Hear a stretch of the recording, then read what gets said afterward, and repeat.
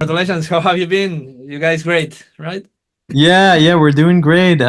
We had some time off actually last couple of weeks, and I became a father Oh, 6 weeks ago. So wow. a really exciting and life-changing times. Yes, and non-resting. You must be dead all day. I'm completely dead. No, but it's a girl, but she's sleeping. Yeah, 3 hours and then another 3 hours. So Yeah. it's all right. You'll I do. did worse on tour. You'll do fine. You bring her. Yeah. Yeah. Congratulations for the album. I got the chance to hear it. It's amazing. It's great. Thank you. And well, like Robin just told me, you got guys excited to see how the public reacts to the album. But I think the reaction in YouTube and in social network has been great, right?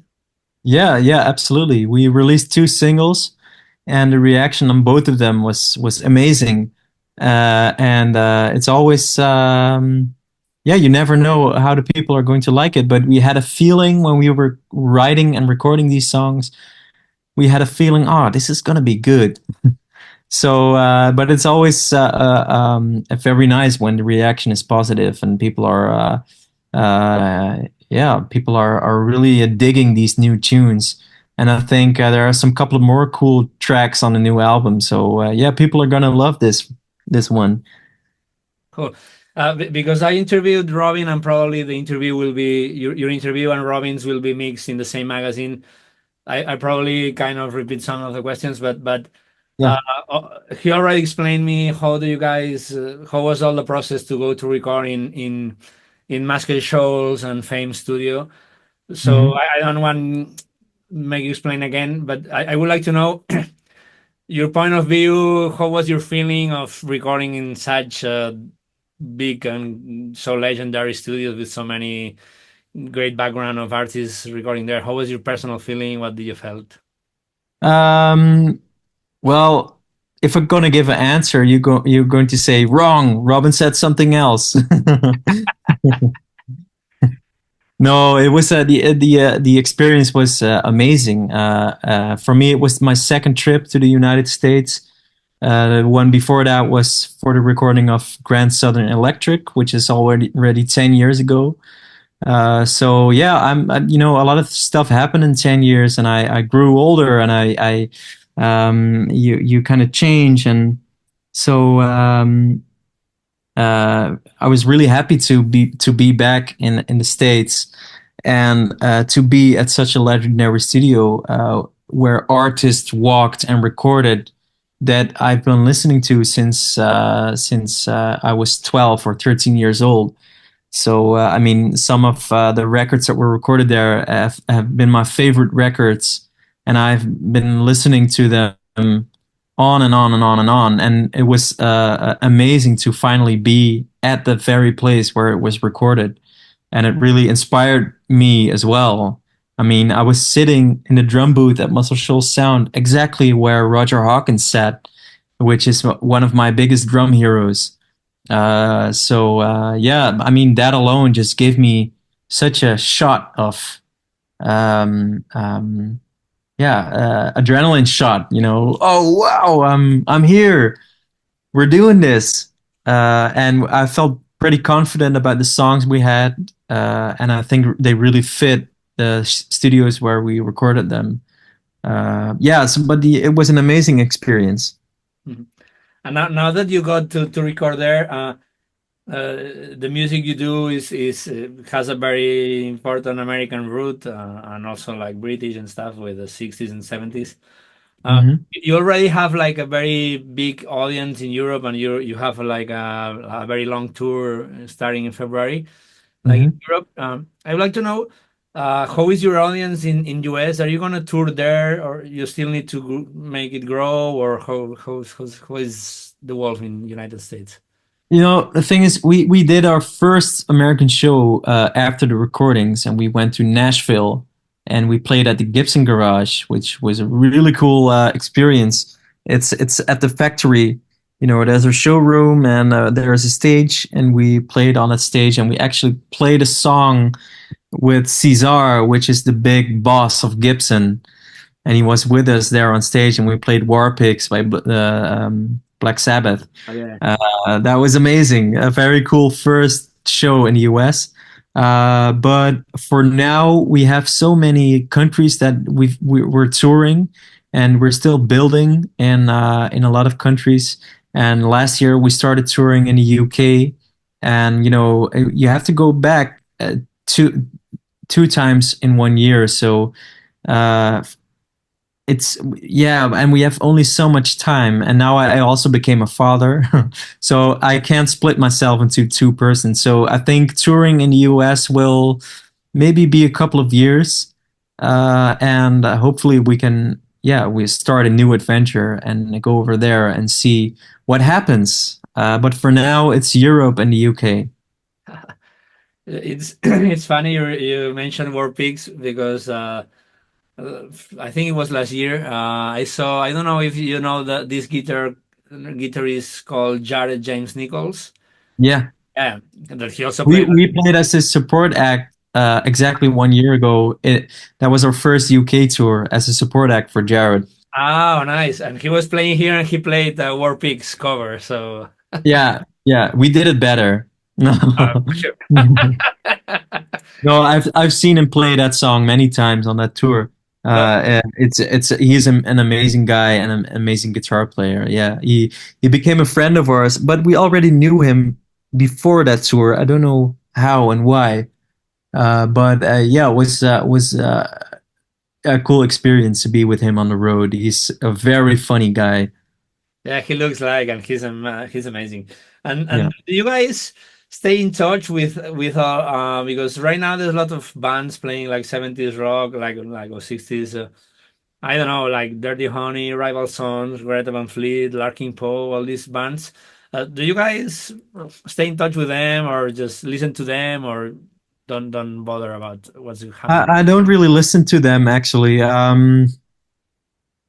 The funny thing is when I'm at home, I don't listen to rock music at all. Um, I when I'm at home, I'm listening to soul music, old blues, and a lot of country and Americana music, a lot of folk as well. So I kind of I'm more into that actually.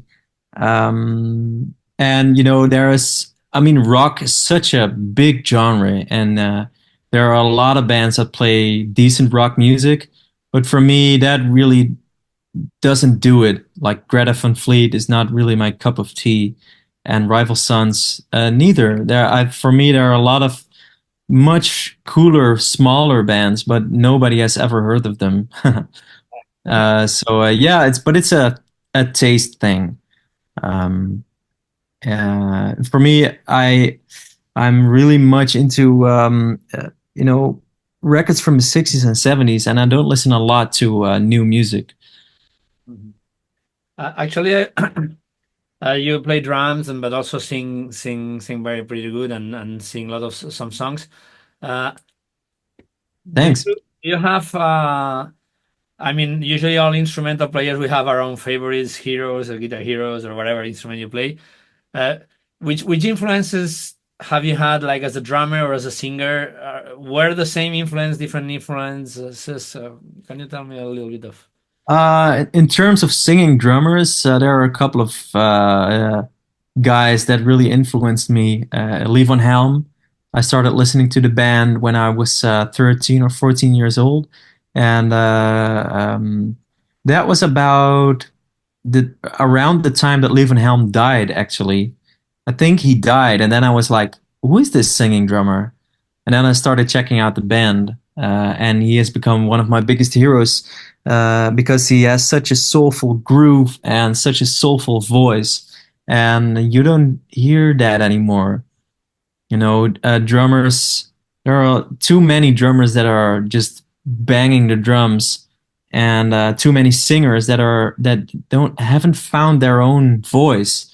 And I think it's so special about uh, singers back in the day they had a much more authentic sound in some way. And I really like that about Lee Van Helm is that he has to play one beat and you can hear that it is Lee Van Helm, and he has to sing just one note and you can immediately hear that it's him. And that is the biggest accomplishment you can get as a musician, I think, to be authentic and that people can immediately hear who it is. Yeah, Uh, there have been amazing drummers that Like I also think from that age, from like with the thing of Karen Carpenter and more modern like Phil Collins. I mean, there's like some drummers that sing really great and they play drums Mhm. very with a unique. Yeah, yeah. Don Henley from the Eagles. It's also, people don't really say about Don, oh, he's a very good drummer, but I think he's an amazing drummer because he plays very simplistic, but it's very hard to play that way. Uh, for me, it's easier to play a lot of fills and to play very fast and stuff like that. It's much easier than to play so dynamic and so bare bones. And again, he also has this soulful voice that's amazing. So that are the singing drummers. And for the rest, for me, number one on drums has always been John Bonham. Oh yeah. He still is, and I visited his grave last year, and man, that was a almost a spiritual experience for me. Yeah. Oh, that's yeah. Those things are amazing, and actually, how I mean, I have the feeling always that all the musicians that sing, like whether it's a drummer or a guitarist or keyboard player, whatever, I always have the feeling that they play much more musical, more into the song. They always know what's good for the song, and so I was wondering, do you feel that being a singing has helped you in order to play drums? Yeah. Yeah, it really helps. Yeah, but it's a good question because I have to think about it. Um, what is nice about drumming and singing at the same time is that sometimes you can have this really hyper focus on the drums. I can have that. I'm playing a show and I'm playing a song and I'm thinking, maybe it's too fast or maybe it's too slow. I don't know. And then I start kind of feeling this restless thing, and I discovered that I'm really having a hyper focus on tempo and rhythm. But as soon as you start singing, it clicks into place because yeah, you add a melodic element to the drumming thing, and that really I think that really works well. And it's also what Lee Van Helm said. It's not hard at all to sing and drum at the same time. It's you play a beat and and there is a silent and there you can sing. So and it's two totally different parts of the brain that you're using. But yeah, for me it has done a lot in drumming and in singing. I became much more confident over the years. I mean, I did background vocals on stage at the very beginning of the Wolf, but I was so uncertain about singing. And then you start doing it more and more and more, and it becomes your second nature. So yeah, right now I'm at a point that I'm really confident about it, and I can also share lead vocals on a record with my brother, and that's what we're doing more and more. I mean, in love, it's me and my brother are changing all the time, and a lot of people won't even hear it, but for us, it has become a trademark thing. The blood Yeah, harmony. for you guys, you will notice the difference of the voices. I cannot tell. I mean, No, would have to listen to. Okay, it's very yeah. the song. Yeah, you will see it on stage when we start playing live. You can see, oh, okay, whoa, it sounds like one voice, but we're No, both doing, I saw it in the video because in the video you can see it, but yeah, I mean, if you put it on the CD in the car, I wouldn't tell difference. yeah. But is great. And I was gonna ask you, I just lost what I was gonna ask you. Anyway, you just yeah, I wanted to ask you about the process of composing the songs because the Wolf is a band that sounds very live played. It's very organic. Very you have a lot of dynamics, a lot of grooves. So I mean, one has the feeling that you guys write together the music, but I don't know how do you guys do it. So can you explain me a little bit? It's different for every song actually, but I think most of the songs on the new record are composed together in one room with a couple of songs also with Levi on the bass. So it always feels good to have someone else come in and add something to our song. And this time it was Levi, and he helped arranging some of the tunes. And some other songs were written almost entirely by Pablo as a demo. And we would come together one morning in the studio, in our own studio, and he would uh, um, take this demo and said, how do you like it? Maybe we can make a DeWolf song out of it." And then we start adding some things and changing things, and then it becomes a DeWolf track. But for every song, it's different. You know, sometimes it takes 30 minutes to write a song. Sometimes it takes 3 days. Um, like a song like Snowbird, it really took a long time to shape. And we had all these different parts, and we were messing around with all the parts and changing things. And then, yeah, it took a long time for that one to write. But a song like Natural Woman was like, it just clicked, you know. And same goes with In Love, was the bass guitar player who said, you know, there's this riff, but it sounds a bit weird. And he played do do do do do do do do. We were like, oh, that's cool. And then we started working on that, and that I think that was written in like a couple of hours or something. Yeah, you mentioned the song Snowbird that I think is one of the longest in the album, and Mhm. and uh, I remember that one of your songs, Rosita, is like 16 minutes long. And I think on the last tour that I saw you, a lot of you guys told me that a lot of like the audience was asking for that song a lot. Uh, so, Mhm.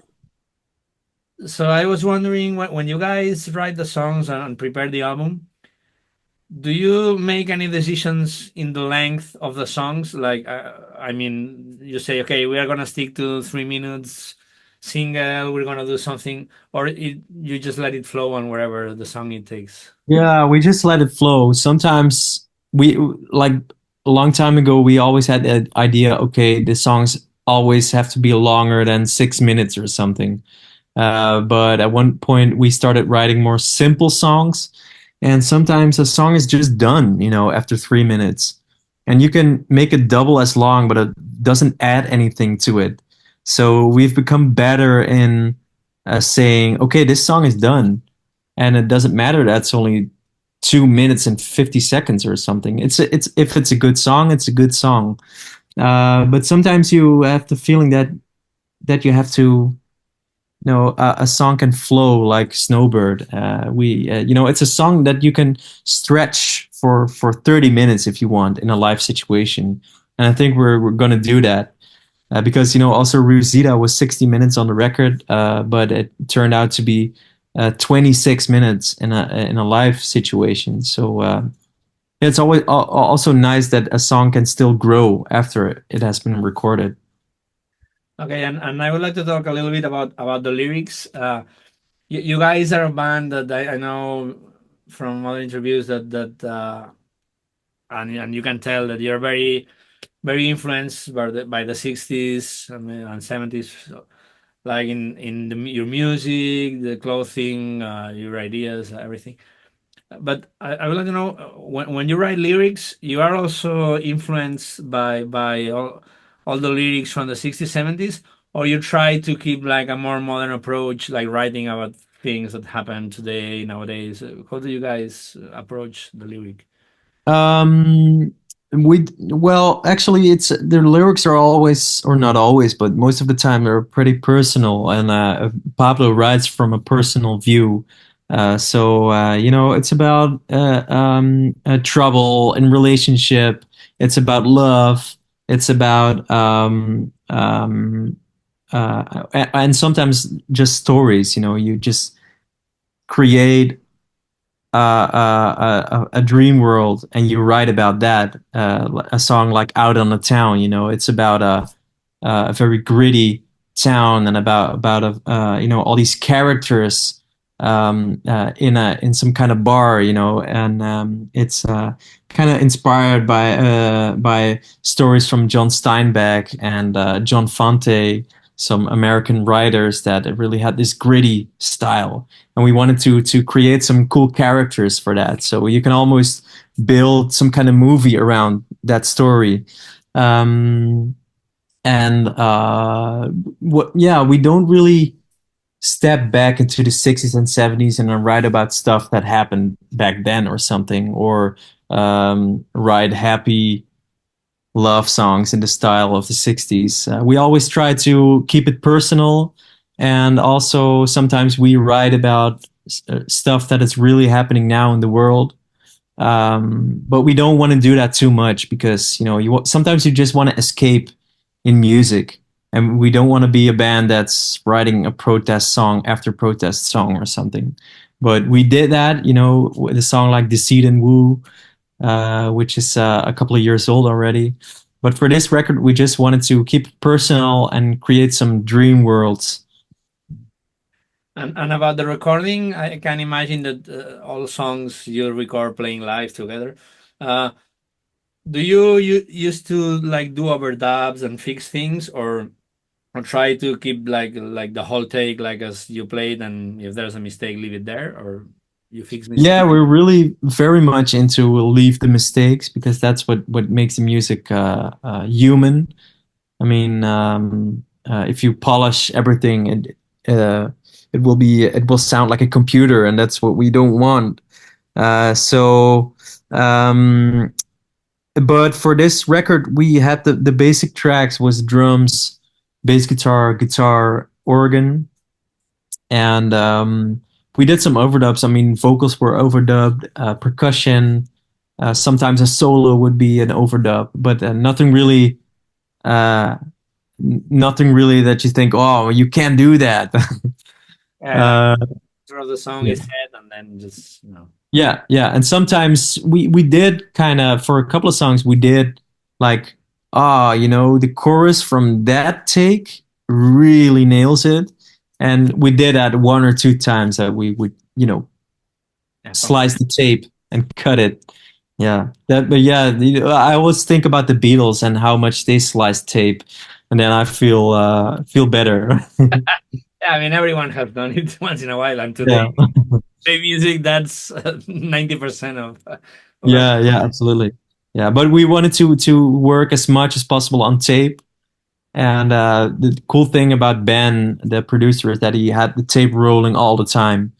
And for a song like "Book of Life," it was the run through that eventually made it to the record.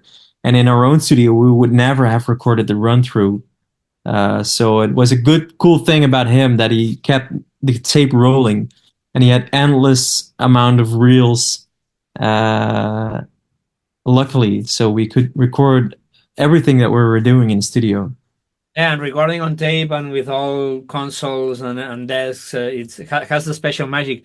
And Yeah, also thinking about the magic of vinyls, that I don't know why when you put the needle, it's like the sound is has some magic. And right now vinyls are coming back a little. For a band like The Wolf, that I can assume that most of your income as a band is from the gigs and the concerts and everything. Do you feel it's important, like you have a big income selling vinyls and merchandising at the gigs, or just is most of your income is for the tickets and everything? yeah, absolutely. Most of the income is the gigs that we do, and the selling of merchandise has always been a side. mission.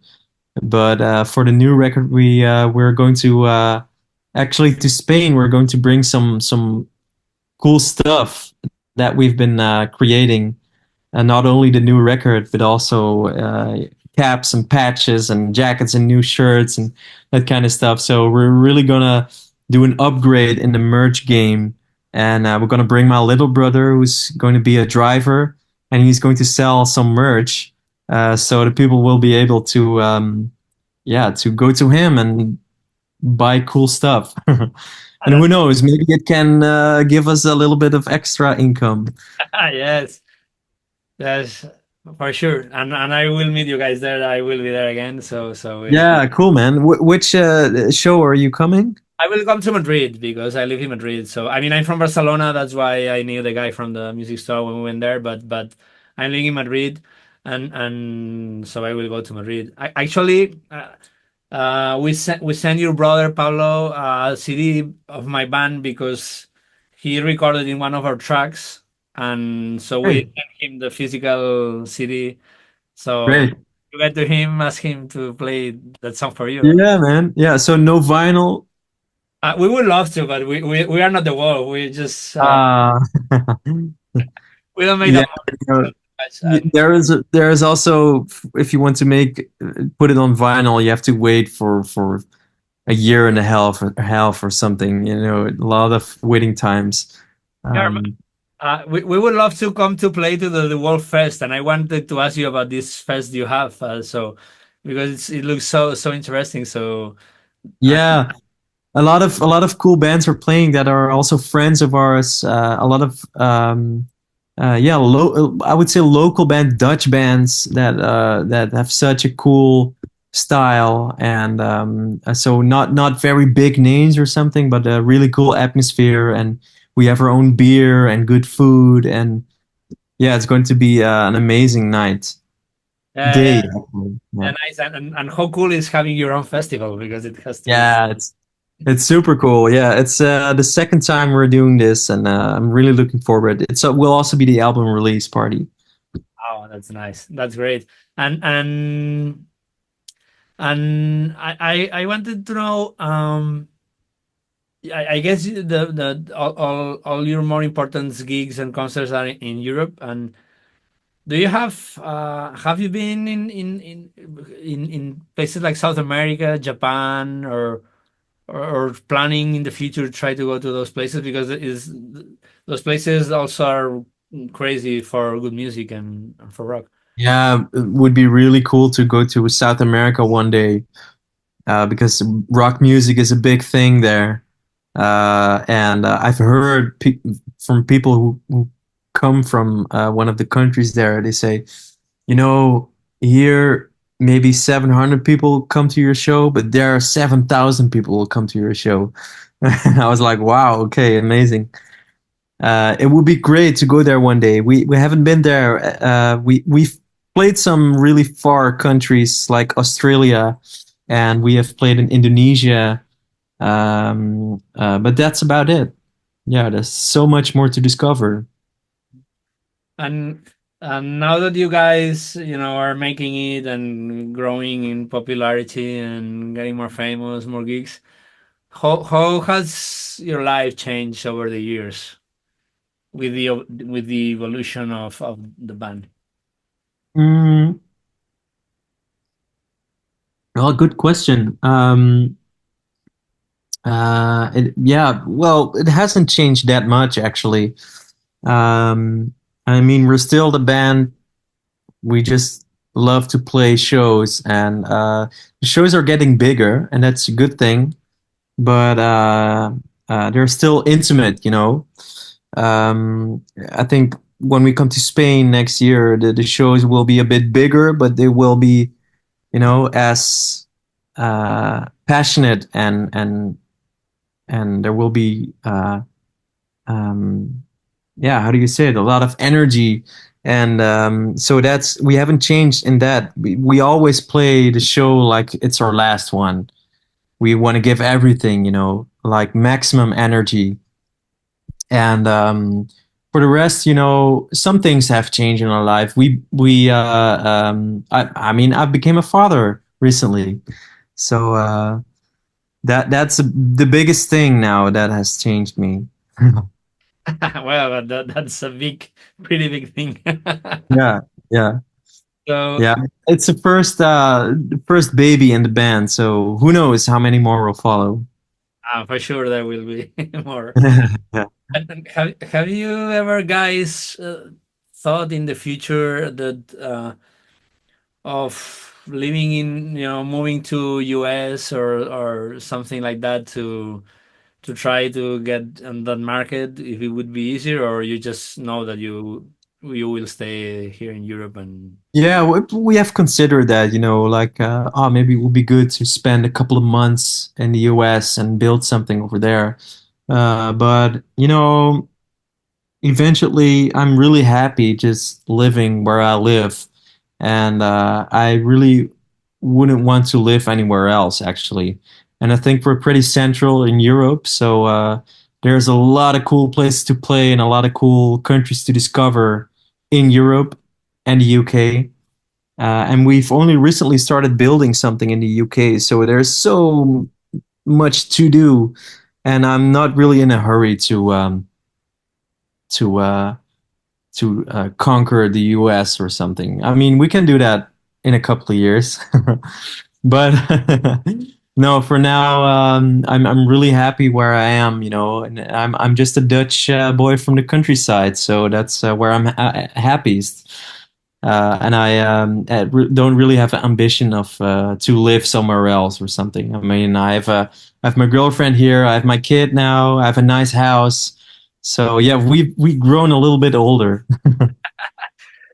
and you guys are still very young and pretty young man, and but I read that you already published, you have a book called Satellite June. I know Yeah. Satellite June wrote about the wolf. Can you explain me a little bit of that? How's the book, the reception of the public on the book, and Yeah, it's a collaboration of Pablo and his wife, which she's a photographer and she makes beautiful analog photography, and she has been traveling with us since the beginning of their relationship, which is a long, long time ago, and she has been making analog pictures for a long time, and it felt time to bundle them in a book because they're beautiful analog pictures. And so it captures a couple of years of the wolf on the road, and yeah, it combines. Um, but uh, um, Pablo added the text, the liner notes and stuff with the pictures. So it's a collaboration of the Wolf and Satellite June, and it's a cool book. It's beautiful. I'm really happy with it. actually, I have a brother myself, and I couldn't imagine having my brother in a band. It's Oh no. always having a brother in your being brothers in a band. Are you, sometimes you want to kill him or what? Yeah, yeah. Sometimes it's no. It's always great fun actually, and we haven't had any trouble. Sometimes you hear, yeah, people having so many fights and trouble with their brothers. But for yeah, in our case, we're doing great. Okay, that's great to hear. Well, Mhm. I don't want to take much of your time, and I'm willing to see you guys in February. Great, man. We'll try to bring you CDs from the band so you guys can hear it. Yeah, yeah, do that. Yeah, I'm really looking forward to come to Spain. Yeah, I missed it. I mean, it's been a long time already, maybe 1.5 years or something. Uh, so yeah, really looking forward to come back. yeah. If you guys want to go to eat a paella or any restaurant, wherever we can get in touch because Yeah, so cool, man. and Cool. Looking forward for some Spanish food.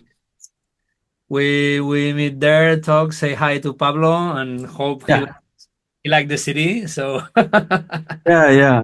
All right. We will talk about it when we see us in Madrid then. Yeah, we Lorenzo, our manager, that he works for mascot and everything. He talked to him, and we told him that if you guys needed then a band, we would be more than happy to go play there in the fest. But I know you guys were already plenty. But for the next year, if you feel like having a Spanish band singing Spanish rock, Yeah.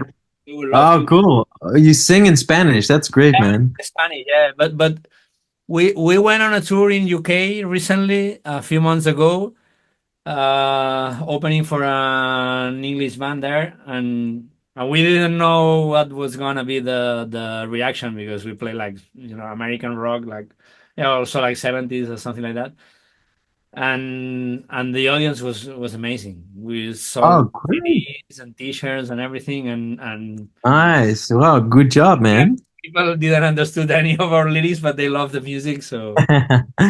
Oh, So that's great. Sounds cool, man. yeah, I'm curious. yeah. I will bring you guys two more CDs for you and Robin. But actually, Yeah.